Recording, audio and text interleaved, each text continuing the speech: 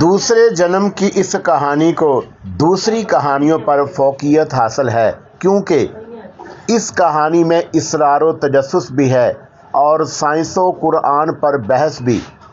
یہ ان لوگوں کے لیے ہی میں نے یہ لکھی ہے جو یہ کہتے ہیں کہ سائنس کا دور ہے۔ اس دور میں مذہب کا اثر کم سے کم ہوتا چلا جائے گا۔ ایسا کہنے والے کسی حد تک غلط ہیں۔ میں نے اسی نقطے کو مرکز بنایا ہے۔ سائنس و اسلام پر ایسی کوئی کہانی شاید ہی آپ نے پڑھی یا سنی ہو۔ اس کہانی میں تھرل بھی ہے اور سسپینس بھی، پر اسراریت بھی ہے اور سائنس بھی، یعنی ایک کہانی میں کئی قسم کی کہانیاں ہیں۔ یہ تجربہ آپ کو کیسا لگا ضرور بتائیے گا۔ والسلام، پرویز بالگرامی۔ السلام علیکم دوستو، پیش خدمت ہے دوسرا جنم ایپیسوڈ نمبر 41۔ غلام رسول نے اس شخص کی کلائی مروڑ دی۔ یہ کام اس نے بجلی کی سی تیزی سے کیا تھا، ساتھ ہی ساتھ اس نے گھٹنے سے مد مقابل کے پیٹ میں کئی ضربیں بھی لگا دیں۔ اس کے حلق سے کراہیں نکلی تھی مگر وہ چیخا نہیں تھا، یا پھر اس کی چیخنے کی کوشش بھی کراہوں کی صورت میں سنائی دی تھی، کیونکہ پروفیسر عثمان نے اس کے منہ کو بند کر رکھا تھا۔ اس کی مزاج پرسی کے بعد غلام رسول نے اس کے پستول برادر ہاتھ کی انگلیوں کو اپنی ضربات سے کچلنے کی کوشش کی، جس کا نتیجہ یہ نکلا کہ پستول پر اس کی گرفت ڈھیلی پڑ گئی۔ غلام رسول نے اس سے پستول چھینا اور اٹھ کر کھڑا ہو گیا۔ وہ اب تک ہولے ہولے کلہ رہا تھا، شاید اس کی کوئی ہڈی اپنی جگہ سے کھسک گئی تھی۔ اس نے دونوں ہاتھوں سے اپنا منہ دبا رکھا تھا۔ اس کے انداز سے صاف ظاہر تھا کہ اس نے اپنی شکست تسلیم کر لی ہے اور اب وہ ان کے کہے بغیر اپنی مرضی سے حرکت نہیں کرے گا۔ اٹھ کر بیٹھ جاؤ، غلام رسول نے اسی کے پستول کو اس کی کمپٹی پر رکھ کر کہا۔ اگر آواز نکالنے کی کوشش کی تو گولی مار دوں گا۔ اس نے دونوں ہاتھ ٹیک کر کھڑے ہونے کی کوشش کی۔ غلام رسول بھی کھڑا ہو گیا۔ کیا بات ہے راشد؟ اندر کا دروازہ کھول کر برآمدے کی طرف آنے والے کی آواز سنائی دی۔ ابھی میں نے کسی قسم کی آواز سنی تھی، شاید وہ کوئی پہرے دار تھا جو ادھر ہی چلا آ رہا تھا۔ اسے اپنے قریب بلاؤ، غلام رسول نے صفاقانہ سرگوشی کی، لیکن اس طرح کہ اسے بالکل شک نہ ہو اور اسے ذرا بھی شبہ نہ ہونے پائے کہ یہاں کوئی گڑبڑ ہے، ورنہ 6 کی 6 گولیاں تمہارے سر میں گھس کر ڈنڈ لگائیں گی۔ میرے سینے میں شدید درد ہو رہا ہے، گھٹنے کی ضرب نے شاید میری پسلیوں کو توڑ دیا ہے، وہ کراہتے ہوئے بول رہا تھا۔ اس کی آواز میں درد کا حقیقی تاثر موجود تھا۔ یہ اس نے جھوٹ نہیں کہا تھا، اس لیے اپنے سینے پر پروفیسر کے پیروں کی بھرپور ضرب برداشت کی تھی۔ اس کی تڑپ میں بھی بھرپور کرب تھا، جیسے کسی مچھلی کو پانی سے نکال کر خشکی پر ڈال دیا گیا ہو۔ راشد کے اس بری طرح تڑپنے کی وجہ سے ہی آنے والا پہرے دار بوکھلا گیا تھا اور اس نے بوکھلاہٹ میں یا تو غلام رسول اور پروفیسر کو دیکھا ہی نہیں یا دیکھنے کے باوجود نظر انداز کر دیا تھا۔ اس نے اپنے ہاتھ میں موجود خود کار گن اپنے کندھے سے لٹکا لی اور بڑی تیزی سے راشد کی طرف لپکا۔ غلام رسول نے اس پر زرکند لگانے کے لیے خود کو پوری طرح تیار کر لیا تھا تاکہ وہ پہلی ہی جست میں اسے چھاپ لے۔ پہرے دار کے راشد تک پہنچنے سے قبل ہی غلام رسول نے چیتے کی طرح اس پر چھلانگ لگائی۔ وہ سمجھ ہی نہ سکا کہ اس پر کیا آفت نازل ہوئی ہے۔ وہ اسے لیے ہوئے گھاس پر گرا اور اس کی گردن کو غلام رسول نے اپنے بازوں میں جکڑ لیا۔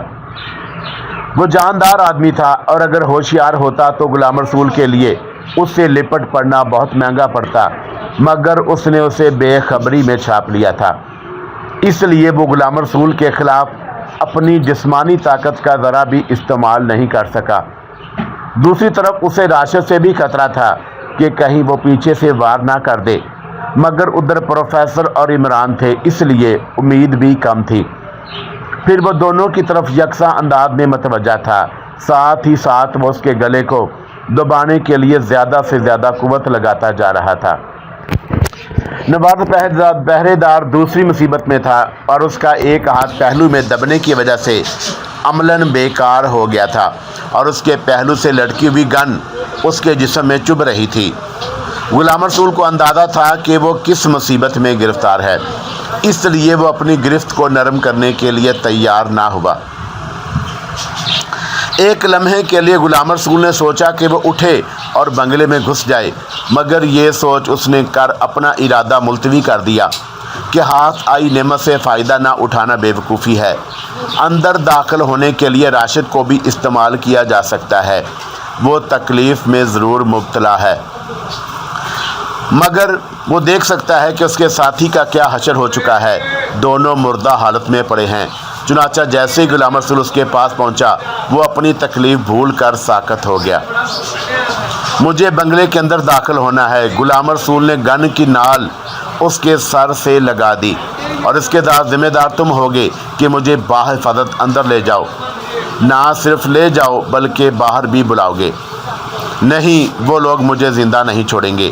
خوف کی شدت سے اس کی آواز لرز رہی تھی۔ اور اگر تم نے میری بات نہ مانی تو میں تمہیں زندہ نہیں چھوڑوں گا۔ غلام رسول نے نال کا دباؤ بڑھا دیا۔ مجھ پر رحم کرو، وہ دونوں ہاتھوں سے گڑ گڑایا۔ مجھ پر رحم نہیں آ رہا ہے تو کچھ اپنا ہی خیال کر لو، یہ لوگ بہت ظالم ہیں، ذرا سی بات پر قتل کر دیتے ہیں۔ یہ لوگ کرائے کے گنڈوں کے قوت پر اکڑتے ہوں گے، مگر میں اپنی صلاحیتوں پر انحصار کرتا ہوں۔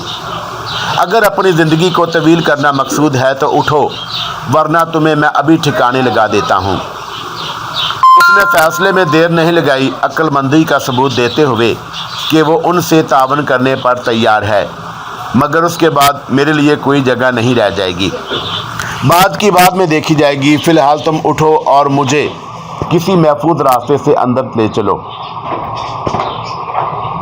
وہ کراہتا ہوا اٹھا اور لڑکھڑاتا ہوا اس سمت چلنے لگا، اور وہ تینوں اس کے پہلو سے لگے ہوئے تھے۔ میں تمہیں آخری بار وارننگ دے رہا ہوں کہ اگر تم نے چالاکی دکھانے کی کوشش کی تو میں گولی چلانے میں ذرا بھی تعامل نہیں کروں گا، اور تم خود اپنے ہی پستول کی گولی کا شکار ہو جائے گے۔ اسے خود بھی اندازہ تھا کہ وہ پار نہیں نکل سکے گا۔ بنگلے کے عقبی دیوار کے پاس پہنچ کر وہ رک گیا، پھر بولا، میں تم سے ایک سودا کرنا چاہتا ہوں۔ میں نے تم سے کہا تھا کہ مجھے محفوظ راستے سے کوٹھی کے اندر پہنچاؤ، اور تم فضول باتوں میں لگ گئے۔ پوری کوٹھی میں خفیہ کیمرے لگے ہوئے ہیں۔ میں چاہتا ہوں کہ تم خاموشی سے تمہیں پکڑوا دیتا، لیکن میں سمجھتا ہوں کہ تم سے سودے بازی کر کے میں نقصان میں نہیں رہوں گا۔ صرف اتنا کہ اگر تم بچ گئے تو مجھے پاکستان سے باہر نکلنے میں بھرپور مدد دینا۔ یہ کوئی ایسا سودا نہیں ہے جو مجھے منظور نہ ہو، جس حد تک ہوگا میں تمہیں تحفظ دوں گا۔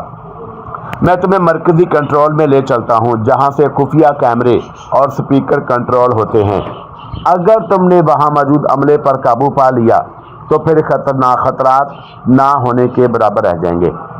ٹھیک ہے، لیکن یہ ذہن میں رکھنا کہ کوئی چالاکی دکھانے کی کوشش کی تو ہمیں خون کی ندیاں بہانی پڑی تو اس سے بھی ہم گزر سکتے ہیں۔ اس گوری چمڑی والے کو جہنم تک پہنچانا میرا مشن ہے، اس کے لیے میری جان بھی چلی جائے تو مجھے کوئی پرواہ نہیں ہوگی۔ مجھے یہ بتاؤ کنٹرول روم کدھر ہے؟ ادھر کونے والا دروازہ کنٹرول روم کا ہے، یہیں وہ دونوں پہرے دار مستعد رہتے ہیں۔ اس دروازے سے داخل ہو کر سیڑھیاں اترنا ہوگا جو تمہیں ہمیں تہہ خانے تک لے جائیں گی، جہاں کنٹرول روم ہے۔ راشد مکمل طور پر ان کی مدد کر رہا تھا۔ وہ آگے تھا اور پھر ان دونوں پہرے داروں کو قریب بلایا، اور تبھی عمران نے پستول نکال کر انہیں اتنی پھوٹی سے کور کیا کہ وہ سکتے کے عالم میں رہ گئے۔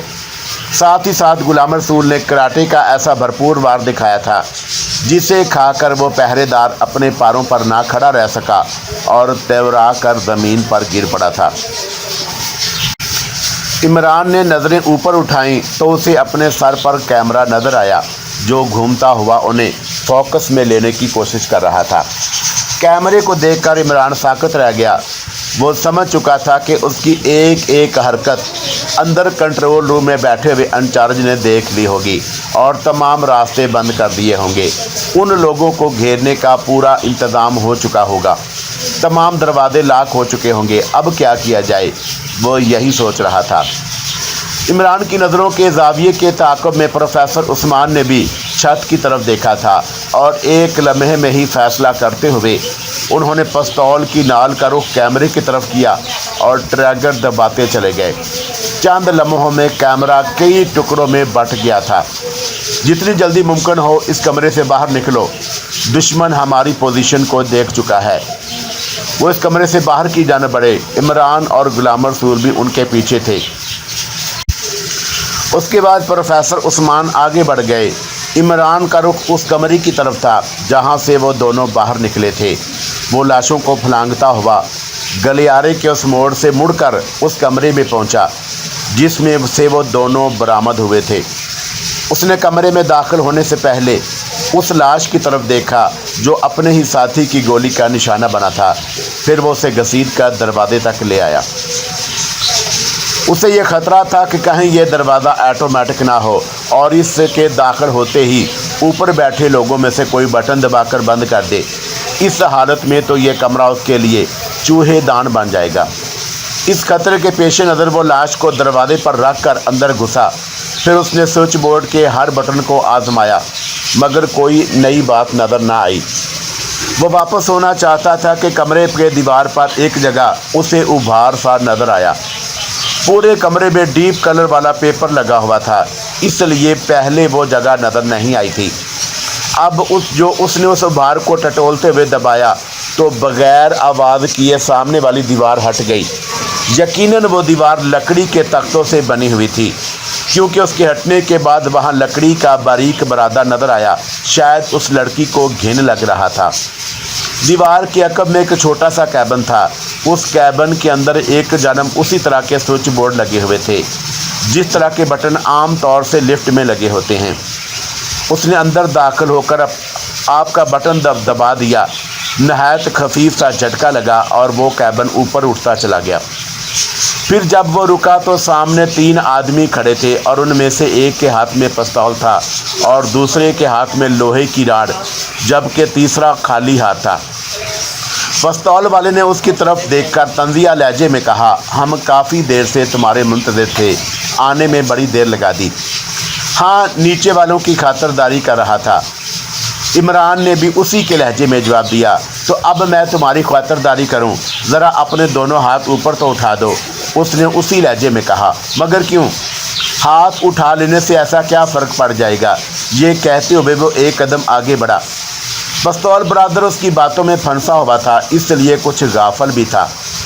इमरान ने बस उसी गफलत का फ़ायदा उठाया और दाहिने पैर की ठोकर उससे ज़ोर से मारी कि पिस्तौल उड़कर कैबिन में आ गिरा। साथ ही साथ इमरान ने बाहर की तरफ छलांग लगाई थी। उसी वक्त पिस्तौल बरादर के पीछे खड़े शख्स ने राड चलाया। ये इमरान की खुशकिस्मती थी या खाली हाथ खड़े शख्स की बदकिस्मती? इमरान खड़ा भी ना हुआ था कि ये वार हो गया। राड अपनी मुतहरक कुव्वत के साथ खाली हाथ खड़े शख्स के सर से टकराया और उसकी खोपड़ी की हड्डी टूटने की आवाज़ साफ सुनाई दी थी। फिर वो नीचे गिर गया। अपनी गलती का एहसास करते ही उसके चेहरे पर खौफ की अलामात ज़ाहिर हो गई थी। शायद उसने अपने से बड़े को मारा था।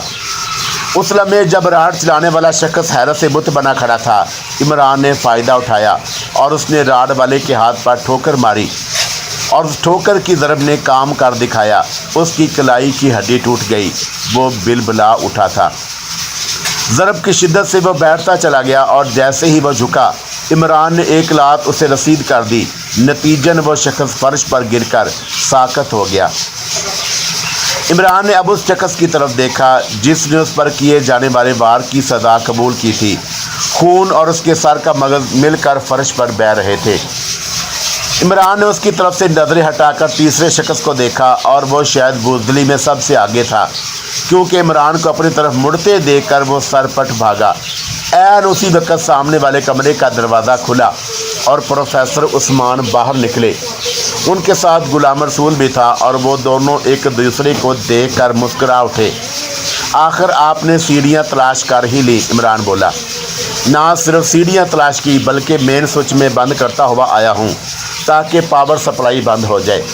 तभी मैं जगह जगह लगे ट्यूब को बुझा हुआ देख रहा हूँ। जब मैं लिफ्ट से बाहर आया था तो ट्यूबलाइट जल रही थी, फिर बुझती चली गई। ये बहुत ज़रूरी था ताकि उनकी कमर टूट जाए। अब तक उन लोगों ने बाहर से मदद तलब कर ली होगी। हाँ, ये नामुमकिन नहीं है। हो सकता है कि उन्होंने उसकी इतला पर अपने सरपरस्तों को दी होगी और फिर उनकी असली लीडर जो औरत है वो भी तो बाहर है। हाँ, यहाँ वालों से निपटने के बाद उसे भी तो घेरना है ताकि ये बात ज़ाहिर हो सके कि उसने दूसरे जन्म का खड़ा क्यों फैलाया था। उसका असल मकसद क्या था। असल मकसद के बारे में अल्फ्रेड के साथी ने तो बताया ही था। वो लोग दूसरे नंबर वाले थे। असल सरबराह पर हाथ डालने ही से हकीकत खुलकर सामने आती है। फौरी तौर पर यहाँ से बाहर निकलने का रास्ता तलाश करो, प्रोफेसर बोले और वो सब सीढ़ियों की तरफ बढ़ने लगे। गुलाम रसूल ने कहा कि वो दोनों जो मैदान छोड़कर भागे हैं उन्हें क्या यूं ही छोड़ दिया जाए? फिर क्या उनका अचार डाले जाएगा? बेवकूफ़, वो किराए के टट्टू हैं। असल मुजरम तो मारा गया और उनका ये अड्डा भी तबाह हो गया। अब उस औरत को तलाश करना है ताकि असल बात खुलकर सामने आए। ये कौन लोग हैं और क्यों मेरे पीछे पड़े हैं? खैर, ये बात की बातें हैं। अब ये सोचिए कि हम ठहरेंगे कहाँ। ऐसा करते हैं, फिर से होटलों का रुख करते हैं, गुलाम रसूल ने कहा। ये मत भूलो कि पूरे शहर की पुलिस हमारी बू सूंघती फिर रही है, इमरान ने कहा। ये भी ठीक है, मगर इसके अलावा कोई रास्ता भी नहीं। एक काम करते हैं, मेरे और प्रोफेसर के हाथ में जो घड़ी देख रहे हो ये मामूली घड़ी नहीं है, वायरलेस है। इससे हम एक दूसरे से रब्ता करते थे। प्रोफेसर को तजर्बागाह से बाहर लाने के लिए मैं इसी घड़ी का इस्तेमाल करता था। उन्हें वक्त गुजरने का एहसास कराता और बाहर ले आता था। तो क्या मेरे लिए तीसरी घड़ी का इंतज़ाम करोगे? नहीं, मेरा ख्याल है कि तुम मेरी घड़ी ले जाओ। आगे आगे हम रहेंगे। जिस होटल में ठहरेंगे उसी होटल में तुम भी आ जाना, मगर अजनबियों की तरह अलग अलग कमरे में ठहरना। और वह सब बड़ी आसानी से उस इमारत से बाहर आ गए। बाहर से उन्होंने टैक्सी ली और एक बड़े से होटल के हॉल में पहुंच गए। गुलाम रसूल ने हॉल का जायज़ा लिया, एक तायराना नज़र डाली और फिर काउंटर की तरफ बढ़ गया। हुक्म सर। क्लर्क रजिस्टर बंद करके गुलाम रसूल की तरफ मतवज्जा हुआ। मुझे डबल बेड का एक कमरा चाहिए, मिल जाएगा? गुलाम रसूल ने पूछा। क्यों नहीं? क्लर्क ने सर घुमाकर अकब में लगे कीबोर्ड की तरफ देखा और फिर बोला, आप किस फ्लोर पर क़याम करना पसंद करेंगे? किसी भी फ्लोर पर। फर्स्ट फ्लोर पर हो तो क्या बात है। Second floor, room number 232। Clerk ने रजिस्टर खोल कर कहा। प्लीज़ नामो पता बताएं, शनाख्ती कार्ड दिखाएं। शनाख्ती कार्ड? वो तो मैं ब्रीफ केस में भूल आया। 1-1.5 घंटे में मेरा दोस्त आ जाएगा, उसी की गाड़ी में है। कोई बात नहीं, नामो पता बता दें, शनाख्ती कार्ड नंबर बाद में लिखा दीजिएगा। गुलाम रसूल ने फर्जी नाम बताकर कराची का पता लिखा दिया। आमद के खाने में भी उसने कराची लिखाया और एडवांस किराया जमा करके चाबी ले ली। क्लर्क ने बटन दबाकर वेटर को बुलाकर कहा, साहब को रूम नंबर 232 में पहुंचा दो। वेटर सर हिलाया और गुलाम रसूल को साथ लेकर सीढ़ियों की तरफ बढ़ गया। उसने कमरे का ताला खोला और उसी वक्त गुलाम रसूल ने देखा कि वही चश्मे वाला शख्स एक कमरे से निकला और नीचे जाने वाली सीढ़ियों की तरफ बढ़ गया। नो। गुलाम रसूल ने पर्स से टिप निकालकर पैसे दिए और वेटर सलाम करके चला गया। अब उसे नीचे जाकर गेट के बाहर खड़े प्रोफेसर उस्मान को इशारा करना था ताकि वो उसके पीछे पीछे उस कमरे तक आ जाएं, और वो इसी ख्याल से दरवाजे की तरफ बढ़ा था कि खुद ही रुक गया। उसे ख्याल आ गया कि इमरान को वॉच ट्रांसमीटर पर कॉल करके अपने कमरे का नंबर बता दे और अब तक वो बाहर ही खड़ा इंतज़ार कर रहा होगा या फिर कमरा हासिल करके आराम कर रहा होगा। इस ख्याल से उसने बाथरूम की जानब कदम बढ़ा दिए। उसके फ़ौरन बाद दरवाजे पर दस्तक हुई। कौन? उसने पूछा। सर, 1 मिनट के लिए दरवाज़ा खोलें। वेटर का सोचकर उसने दरवाजे की चटखनी गिरा दी। बाहर वही ऐनक वाला शख्स खड़ा था। उसने मुस्कुराते हुए कहा, तकलीफ़ के लिए माफ़ी चाहता हूँ, आपके साथी आए नहीं? जी नहीं, बस मैं 2 मिनट लूँगा। ये कहकर वह ज़बरदस्ती अंदर आ गया। फिर बोला, जनाब आप अपना शनाख्ती कार्ड दिखाएंगे? शनाख्ती कार्ड गाड़ी में रह गया है, मेरा साथी आता ही होगा, मेरा नाम और पता आपने रजिस्टर में देख लिया होगा। वो पता गलत है, तुमने जो ब्लॉक नंबर लिखा है वो उस इलाके में है ही नहीं। गुलाम रसूल का दिल धक से रह गया और फिर वो उस खुद को मजबूत कुव्वत इरादी वाला ज़ाहिर करने के लिए बोला, नहीं जनाब, आपको गलत फहमी हुई है, मगर आप हैं कौन? मेरा ताल्लुक़ महकमा खुफिया से है, मगर आप मुझ पर किस किस्म का शक कर रहे हैं? शक नहीं, यकीन है, तुम प्रोफेसर उस्मान के साथियों में से हो, जल्दी बताओ कि वो कहाँ हैं। किस प्रोफेसर की बात कर रहे हो? मैं किसी प्रोफेसर को नहीं जानता। अभी जान जाओगे, सीधे खड़े रहो। ये कहकर उसने झटके से रिवाल्वर निकाल लिया। अब गुलाम रसूल बेबस हो चुका था। दीवार से लगकर खड़े हो जाओ। गुलाम रसूल दीवार से टेक लगाकर खड़ा हो गया और उसने अपने दोनों हाथ ऊपर उठा दिए थे, मगर नज़रें नवार्द पर जमी हुई थी। वो किसी अच्छे मौके की तलाश में था। नवार्द ने बाएं हाथ से रिसीवर उठाकर टेबल पर रखा और उसी से नंबर मिलाने लगा। नंबर मिलाने को उसने बाएं हाथ से रिसीव उठा लिया और माउथ पीस में बोला, सर मैं अमजद बोल रहा हूँ। होटल एक्सीलेंसी में एक मशकूक आदमी नज़र आया। उसके पास शनाख्ती कार्ड भी नहीं। जी हाँ, मगर वो अकेला है। शायद प्रोफेसर किसी दूसरे होटल में चला गया होगा। नहीं, अभी तक उसने कुछ नहीं बोला। ठीक है, मैं शमीम का इंतज़ार कर लूँगा। उसने राब्ता मुंतके करके गुलाम रसूल से कहा, देखो मिस्टर, शराफत से सीधी तरह बता दो, प्रोफेसर कहाँ है? मैंने कहा ना, मैं किसी प्रोफेसर को नहीं जानता। मेरा साथी आ जाए, फिर हेड क्वार्टर ले जाकर पूछूंगा। उसने रऊनत से कहा, अगर मुझे मालूम होता कि इस होटल में इस तरह से गुंडागर्दी होती है तो मैं कभी यहाँ ना आता। तुम किसी भी होटल में जाते, मेरे आदमी तलाश कर लेते। यहाँ के हर होटल में हमारे आदमी खड़े हैं, एक एक मुसाफिर को चेक कर रहे हैं। अपना शनाख्ती कार्ड दिखा दो तो मैं यकीन कर लूँगा। क्या ड्राइविंग लाइसेंस से काम नहीं चलेगा? हाँ, वही दिखा दो। मेरे कोट के अंदरूनी जेब में है, कहो तो दिखा दूँ। खबरदार, वो गुड़ाया, कोट में हाथ मत डालना। वो रिवाल्वर उठाए आगे बढ़ आया और फिर उसने गुलाम रसूल के कोट में हाथ डाला था कि गुलाम रसूल ने हाथ दिखा दिया। गुलाम रसूल के मकाबल के गमान में भी ये बात ना थी कि गुलाम रसूल रिवाल्वर की नाल सीने पर लगे होने के बावजूद रिस्क ले लेगा, और जैसे ही उस शख्स ने गुलाम रसूल के कोट की जेब में हाथ डाला, गुलाम रसूल ने घुटना चला दिया। निपा तुलावार उस शख्स के पेट के निचले हिस्से पर पड़ा और उस नाजुक हिस्से पर चोट पड़ते ही वो दर्द से कराहता हुआ बैठता चला गया।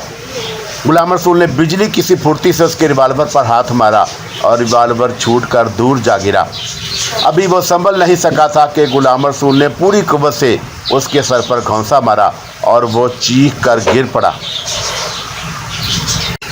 फिर वो फुर्ती से बाहर आया और उन दोनों को साथ लेकर बोला, हम तीनों का एक साथ रहना खतरे से खाली नहीं। प्रोफेसर ने इमरान से कहा, गुलाम रसूल का काफ़ी देर तक मुझसे रब्ता ना करना मुझे शक में मुब्तला कर चुका है कि मैंने तुम्हें देखा कि तुम जिस इजलत में अंदर दाखिल हुए थे उसे देखकर मैंने समझ लिया था कि गुलाम रसूल खतरे में है।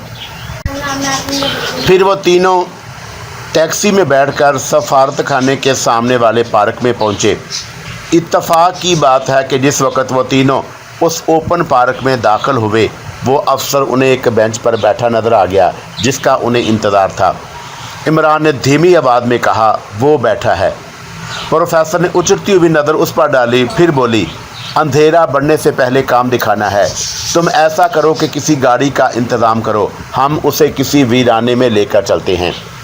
ठीक है, मैं देखता हूँ। ये कहकर वो आगे बढ़ गया और इतनी देर में सफारत खाने का वो अफसर जिसका नाम समूएल था अपनी जगह से खड़ा हो चुका था और उसने फिर से दौड़ लगाना शुरू कर दिया।